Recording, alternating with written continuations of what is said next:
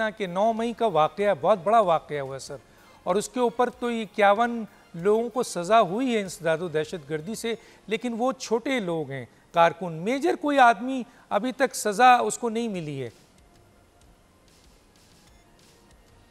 Doctor साहब, ये सज़ा ना जो उनके छोटे वर्कर थे उनको सज़ा देने में हमारा कोई हाथ है, और ना ही हम उन लोगों की जो ऑडियो वीडियो मौजूद हैं सबूतों के साथ, मेन उनकी जो लीडरशिप है उन पे आज तक अगर कोई हाथ नहीं डाला जा सका, तो डॉक्टर साहब मेरा तो बस नहीं ना चलता, ना मैं इस पोजीशन में हूँ, ना मेरा ये रोल है। मैं तो ये कहता हूँ कि अदारे कहाँ हैं। मैं तो ये कहता हूँ कि रियासत को अगर इंसाफ नहीं मिल रहा 11 माह में, तो फिर मैं और आप जहाँ खड़े हैं हमें अपनी हैसियत का अंदाज़ा हो जाना चाहिए।